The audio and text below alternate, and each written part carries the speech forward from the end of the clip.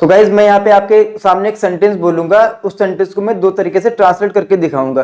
जैसे मैंने बोला कि जब मैं उसके घर पे गया तो वो रोते हुए मिली या रो रही थी। इंग्लिश में क्या बोलेंगे? When I visited at her home she was crying. ये थोड़ा आपका इजी तरीका हो गया बोलने का।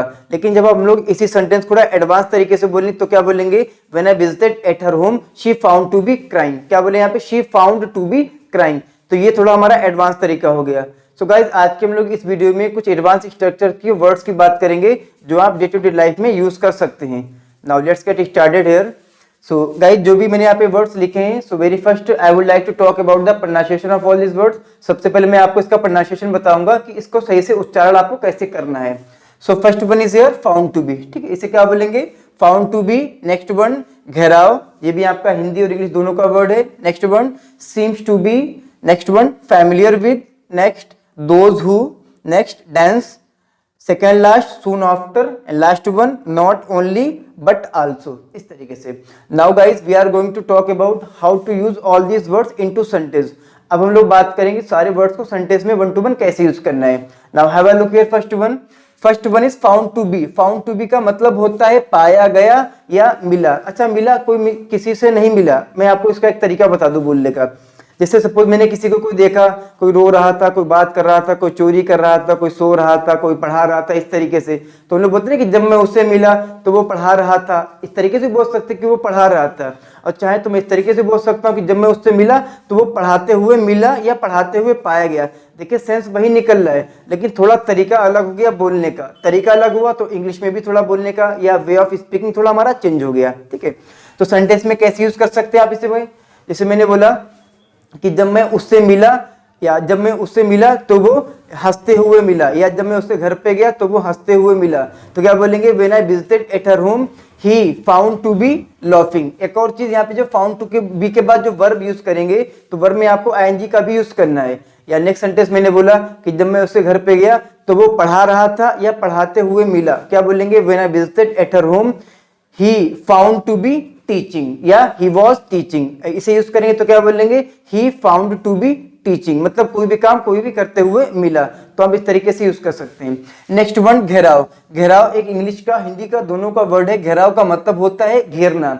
How can we use this word into sentence? जैसे मैंने बोला कि जब मैं कल अपने घर पे आ रहा था तो मुझे कुछ लुटेरों ने घेर लिया। इंग्लिश में क्या बोलेंगे? Yesterday when I was coming at my home then some robbers. क्या बोलेंगे? Some robbers gheraoed me. यहाँ पे जो हम लोग वर्ब यूज कर रहे हैं घेराव मतलब घेर लिया। पास्ट की बात की, वर्ब के सेकंड फॉर्म का यूज कर दिया। क्या बोलेंगे? घेराउड। Yesterday when I was coming at my home तो सम रॉबर्स घेराउड मी, मतलब कुछ लुटेरों ने मुझे घेर लिया या चोरों ने मुझे घेर लिया, इस तरीके से।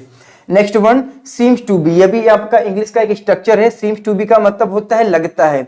अच्छा, सपोज मैंने बोला यार मुझे लगता है तुम पागल हो। हम इस सेंटेंस को इस तरीके से बना सकते हैं कि I think that you are mad. लेकिन इसी सेंटेंस के थोड़ा तरीका बदलते बोलने का तो कैसे बोल सकते हैं कि मुझे लगता है कि वो पागल है। He seems to be mad, जो सब्जेक्ट है वो सीम्स से पहले आ गया। क्या बोलेंगे? He seems to be mad, वो मुझे पागल लगता है या वो एक ईमानदार आदमी लगता है। He seems to be a honest person, इस तरीके से आप यूज कर सकते हैं। Next one familiar with. Familiar with का मतलब होता है परिचित होना या वाकिफ होना। Means you are well known about anything और can say about any person. मतलब आप कोई चीज है या कोई इंसान है, आप उससे बहुत परिचित हैं, वाकिफ हो, इंच बाय इंच आप उसके बारे में जानते हो। तो वहां पे हम लोग फैमिलियर विद वर्ड का यूज कर सकते हैं। जैसे मैंने बोला कि मैं आगरा से परिचित हूँ, मतलब आगरा में कहाँ पे क्या है, क्या पे क्या नहीं, मैं हर चीज जानता हूँ। तो क्या बोलेंगे? I am very familiar with Agra. या मैंने बोला कि मैं उससे अच्छी तरीके से परिचित हूँ। क्या बोलेंगे? I am very familiar with him या हर, इस तरीके से।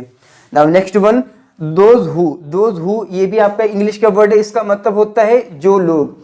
जैसे मैंने बोला कि जो लोग अंग्रेजी सीखना चाहते हैं वो स्टोरी टेलिंग पे ज्यादा ध्यान दें या स्टोरी टेलिंग पे प्रैक्टिस करें। तो क्या बोलेंगे? Those who want to learn English. अच्छा, एक चीज, जब इस वर्ड को यूज करेंगे तो दोबारा आपका सब्जेक्ट नहीं आएगा। चलिए मैं बताता हूँ कैसे यूज कर सकते हैं। जैसे मैंने बोला कि those who want to learn English should do practice of their story telling. तो क्या बोलेंगे? Should do practice of their story telling, मतलब उन्हें अपनी स्टोरी टेलिंग पे प्रैक्टिस करना चाहिए या ध्यान देना चाहिए।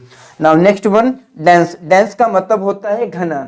जैसे मैं कहीं पे गया, मैंने बोला कि इस जंगल में मैं बहुत बार जा चुका हूँ, ये जंगल बहुत घना है, तो क्या बोलेंगे, I have visited this forest many time, I have visited this forest many time, इसका मतलब मैं इस जंगल में बहुत बार विजिट कर चुका हूँ, and this forest is very dense, मतलब ये जंगल बहुत घना है, इस तरीके से। Now next one, soon after. Soon after का मतलब होता है तुरंत बाद।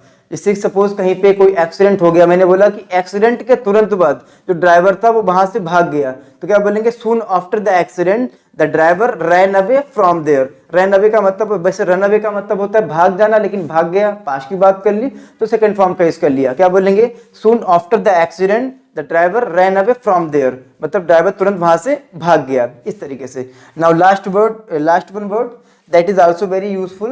जैसे मैंने बोला कि यहाँ पे लिखा हुआ नॉट ओनली बट आल्सो। अच्छा, एक और चीज, जब आप इस वर्ड को या इस स्ट्रक्चर को इंग्लिश में यूज करेंगे तो वहां पे आप थोड़ा गैप दे देंगे, यहाँ पे नाउन आ जाएगा या वर्ब आ जाएगी, या तो फिर यहाँ पे नाउन या वर्ब आ जाएगी। कैसे यूज करेंगे, जैसे मैंने बोला नॉट ओनली बट आल्सो, इसकी हिंदी होती है केवल इतना ही नहीं बल्कि, या केवल यही नहीं बल्कि। सेंटेंस में आप कैसे यूज कर सकते हैं, जैसे मैंने बोला कि तुम मेरे केवल दोस्त ही नहीं हो बल्कि मेरे जिगर के टुकड़े हो, तो क्या बोलेंगे यहाँ पे, you are not only my friend but also a core of my heart. क्या बोलेंगे, you are not only my friend but also a core of my heart. अच्छा, कोर ऑफ माई हार्ट का मतलब होता है जिगर का टुकड़ा या दिल का टुकड़ा, आप इस तरीके से यूज कर सकते हैं। जैसे मैंने बोला कि वो केवल टीचर ही नहीं, अच्छा एक फादर भी है, तो क्या बोलेंगे, he is not only teacher. क्या बोलेंगे, he is not only teacher but also a good father. इस तरीके से भी आप यूज कर सकते हैं। So guys, that's all about my this video. I hope कि आपको अच्छे से सारे वर्ड्स का मतलब समझ में आ गया होगा। Now start learning all these words and then after implementing in your spoken.